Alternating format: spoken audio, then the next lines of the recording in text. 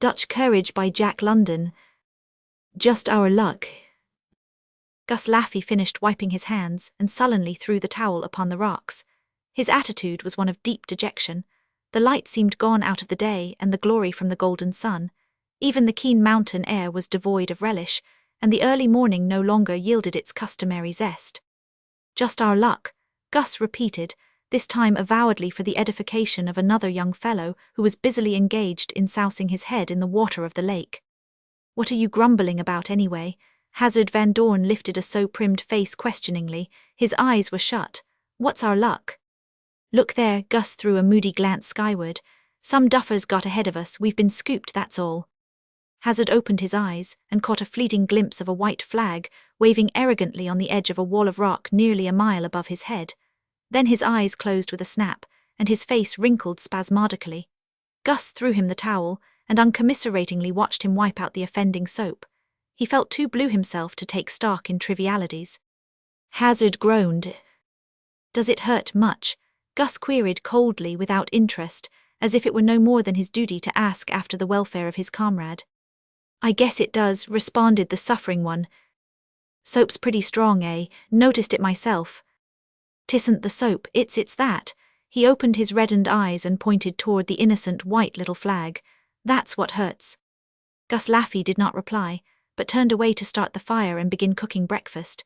His disappointment and grief were too deep for anything but silence, and Hazard, who felt likewise, never opened his mouth as he fed the horses, nor once laid his head against their arching necks or passed caressing fingers through their manes.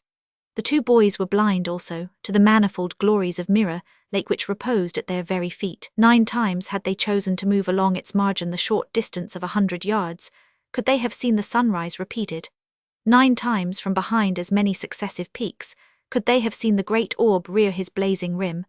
And 9 times had they but looked into the waters of the lake, could they have seen the phenomena reflected faithfully and vividly.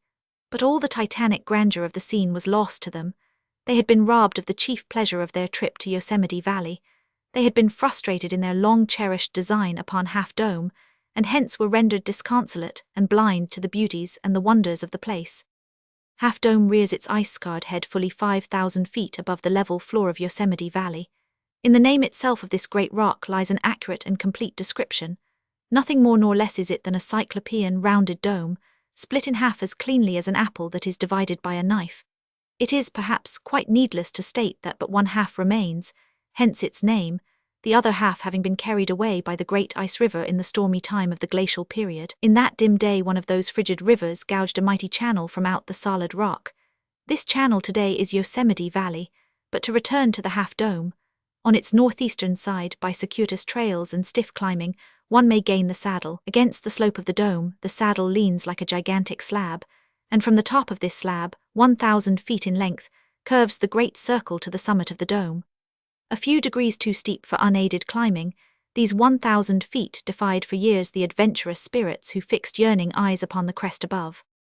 One day, a couple of clear-headed mountaineers had proceeded to insert iron eye bolts into holes which they drilled into the rock, every few feet apart. But when they found themselves 300 feet above the saddle, clinging like flies to the precarious wall with on either hand a yawning abyss, their nerves failed them and they abandoned the enterprise.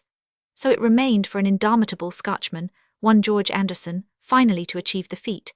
Beginning where they had left off, drilling and climbing for a week, he had at last set foot upon that awful summit and gazed down into the depths where Mirror Lake reposed, nearly a mile beneath.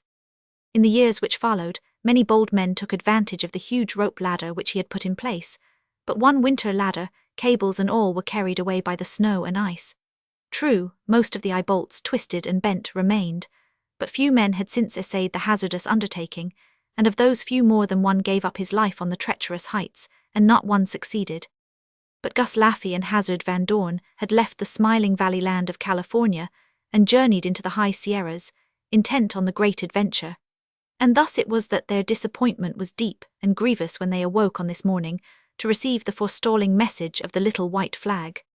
Camped at the foot of the saddle last night and went up at the first peep of day, Hazard ventured, long after the silent breakfast had been tucked away and the dishes washed. Gus nodded. It was not in the nature of things that a youth's spirits should long remain at low ebb, and his tongue was beginning to loosen. Guess he's down by now, lying in camp and feeling as big as Alexander. The other went on, and I don't blame him either, only I wish it were we. You can be sure he's down, Gus spoke up at last. It's mighty warm on that naked rock with the sun beating down on it at this time of year. That was our plan, you know, to go up early and come down early. And any man, sensible enough to get to the top, is bound to have sense enough to do it before the rock gets hot, and his hands sweaty. And you can be sure he didn't take his shoes with him. Hazard rolled over on his back and lazily regarded the speck of flag fluttering briskly on the sheer edge of the precipice. Say, he sat up with a start. What's that? A metallic ray of light flashed out from the summit of Half Dome, then a second and a third. The heads of both boys were craned backward on the instant, agog with excitement. What a duffer, Gus cried. Why didn't he come down when it was cool? Hazard shook his head slowly, as if the question were too deep for immediate answer, and they had better defer judgment. The flashes continued, and as the boys soon noted, at irregular intervals of duration and disappearance. Now they were long, now short, and again they came and went with great rapidity, or ceased altogether for several moments at a time. I have it, Hazard's face lighted up with the coming of understanding. I have it, that fellow up there is trying to talk to us. He's flashing the sunlight down to us on a pocket mirror, dot dash, don't you see? The light also began to break in Gus's face. I know, it's what they do in wartime, signaling. They call it heliographing, don't they? Same thing as telegraphing, only it's done without wires, and they use the same dots and dashes too. Yes, the Morse alphabet, wish I knew it. Same here, he surely must have something to say to us, or he wouldn't be kicking up all that rumpus. Still the flashes came and went persistently, till Gus exclaimed, That chap's in trouble, that's what's the matter with him. Most likely he's hurt himself or something or other. Go on, Hazard scouted. Gus got out the shotgun and fired both barrels 3 times in rapid succession. A perfect flutter of flashes came back before the echoes had ceased their antics. So unmistakable was the message that even doubting Hazard was convinced that the man who had forestalled them stood in some grave danger. Quick, Gus, he cried, and pack, I'll see to the horses. Our trip hasn't come to nothing after all. We've got to go right up Half Dome and rescue him. Where's the map? How do we get to the saddle? Taking the horse trail below the vernal falls, Gus read from the guidebook. 1 mile of brisk traveling brings the tourist to the world-famed Nevada Fall. Close by, rising up in all its pomp and glory, the Cap of Liberty stands guard. Skip all that, Hazard impatiently interrupted. The trail's what we want. Oh, here it is. Following the trail up the side of the fall will bring you to the forks. The left one leads to Little Yosemite Valley, Cloud's Rest, and other points. Hold on, that'll do, I've got it on the map now, again interrupted Hazard. From the Cloud's Rest trail a dotted line leads off to Half Dome. That shows the trail's abandoned. We'll have to look sharp to find it. It's a day's journey. And to think of all that traveling, when right here we're at the bottom of the dome, Gus complained, staring up wistfully at the goal. That's because this is Yosemite and all the more reason for us to hurry.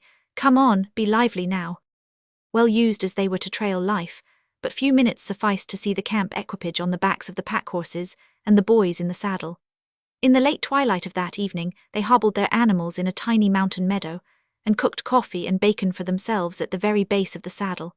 Here, also, before they turned into their blankets, they found the camp of the unlucky stranger who was destined to spend the night on the naked roof of the dome. Dawn was brightening into day when the panting lads threw themselves down at the summit of the saddle and began taking off their shoes. Looking down from the great height, they seemed perched upon the ridgepole of the world, and even the snow-crowned Sierra peaks seemed beneath them. Directly below, on the one hand, lay Little Yosemite Valley, 1/2 a mile deep, on the other hand, Big Yosemite a mile. Already the sun's rays were striking about the adventurers, but the darkness of night still shrouded the 2 great gulfs into which they peered, and above them, bathed in the full day, rose only the majestic curve of the dome. What's that for?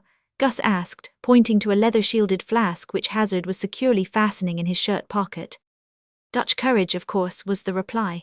We'll need all our nerve in this undertaking, and a little bit more, and, he tapped the flask significantly, here's the little bit more.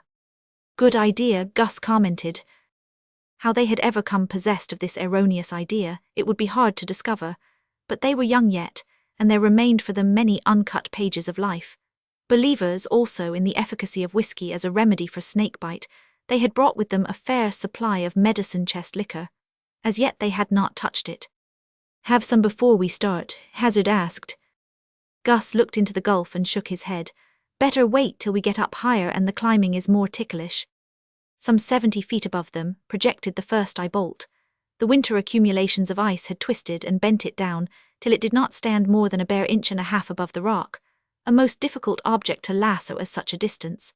Time and again Hazard coiled his lariat in true cowboy fashion and made the cast, and time and again was he baffled by the elusive peg. Nor could Gus do better. Taking advantage of inequalities in the surface, they scrambled 20 feet up the dome and found they could rest in a shallow crevice. The cleft side of the dome was so near that they could look over its edge from the crevice and gaze down the smooth, vertical wall for nearly 2,000 feet. It was yet too dark down below for them to see farther. The peg was now 50 feet away, but the path they must cover to get to it was quite smooth, and ran at an inclination of nearly 50 degrees. It seemed impossible, in that intervening space, to find a resting place. Either the climber must keep going up or he must slide down, he could not stop. But just here rose the danger. The dome was sphere-shaped, and if he should begin to slide, his course would be not to the point from which he had started and where the saddle would catch him, but off to the south toward Little Yosemite. This meant a plunge of half a mile. "I'll try it," Gus said simply. They knotted the two lariats together, so that they had over 100 feet of rope between them, and then each boy tied an end to his waist.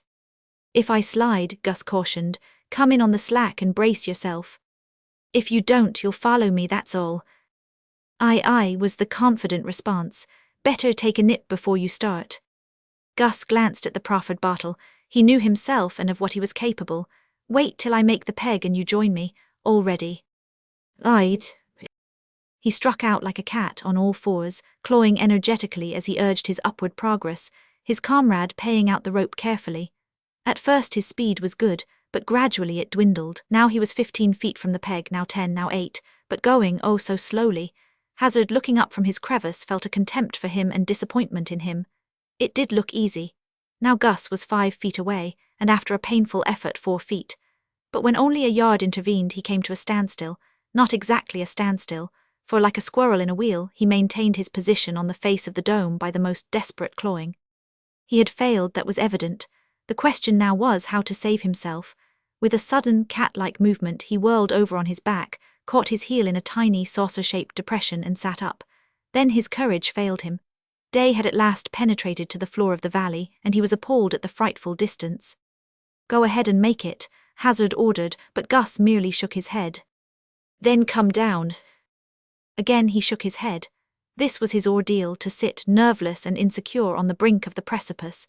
But Hazard, lying safely in his crevice, now had to face his own ordeal, but one of a different nature. When Gus began to slide, as he soon must, would he, Hazard, be able to take in the slack and then meet the shock as the other tautened the rope and darted toward the plunge? It seemed doubtful. And there he lay, apparently safe, but in reality harnessed to death. Then rose the temptation. Why not cast off the rope about his waist? He would be safe at all events. It was a simple way out of the difficulty. There was no need that two should perish, but it was impossible for such temptation to overcome his pride of race and his own pride in himself and in his honor. So the rope remained about him. "Come down," he ordered, but Gus seemed to have become petrified. "Come down," he threatened, "or I'll drag you down." He pulled on the rope to show he was in earnest. "Don't you dare," Gus articulated through his clenched teeth. "Sure I will if you don't come." Again he jerked the rope. With a despairing gurgle, Gus started, doing his best to work sideways from the plunge. Hazard, every sense on the alert, almost exulting in his perfect coolness, took in the slack with deft rapidity. Then, as the rope began to tighten, he braced himself. The shock drew him half out of the crevice, but he held firm and served as the center of the circle, while Gus, with the rope as a radius, described the circumference and ended up on the extreme southern edge of the saddle. A few moments later, Hazard was offering him the flask. "Take some yourself," Gus said. "No, I don't need it." "And I'm past needing it." Evidently Gus was dubious of the bottle and its contents. Hazard put it away in his pocket. "Are you game?" he asked, "or are you going to give it up?" "Never," Gus protested. "I am game. No Laffy ever showed the white feather yet, and if I did lose my grit up there, it was only for the moment, sort of like seasickness. I'm all right now and I'm going to the top." Good, encouraged Hazard. You lie in the crevice this time and I'll show you how easy it is. But Gus refused. He held that it was easier and safer for him to try again, arguing that it was less difficult for his 116 pounds to cling to the smooth rock than for Hazard's 165. Also that it was easier for 165 pounds to bring a sliding 116 to a stop than vice versa. And further, that he had the benefit of his previous experience. Hazard saw the justice of this, although it was with great reluctance that he gave in. Success vindicated Gus's contention. The second time, just as it seemed as if his slide would be repeated, he made a last supreme effort and gripped the coveted peg. By means of the rope, Hazard quickly joined him. The next peg was nearly 60 feet away, but for nearly half that distance the base of some glacier in the forgotten past had ground a shallow furrow. Taking advantage of this, it was easy for Gus to lasso the eye bolt, and it seemed, as was really the case, that the hardest part of the task was over. True, the curve steepened to nearly 60 degrees above them, but a comparatively unbroken line of eye bolts, 6 feet apart, awaited the lads. They no longer had even to use the lasso. Standing on one peg, it was child's play to throw the bight of the rope over the next, and to draw themselves up to it. A bronzed and bearded man met them at the top, and gripped their hands in hearty fellowship. "Talk about your Mont Blancs," he exclaimed, pausing in the midst of greeting them to survey the mighty panorama. "But there's nothing on all the earth, nor over it, nor under it, to compare with this." Then he recollected himself and thanked them for coming to his aid. No, he was not hurt or injured in any way. Simply because of his own carelessness, just as he had arrived at the top the previous day, he had dropped his climbing rope. Of course it was impossible to descend without it. Did they understand heliographing? No, that was strange. How did they? "Oh, we knew something was the matter," Gus interrupted, "from the way you flashed when we fired off the shotgun." "Find it pretty cold last night without blankets?" Hazard queried. "I should say so. I've hardly thawed out yet." "Have some of this." Hazard shoved the flask over to him. The stranger regarded him quite seriously for a moment, then said, "My dear fellow, do you see that row of pegs?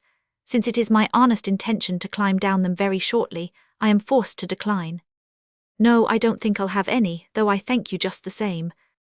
Hazard glanced at Gus and then put the flask back in his pocket.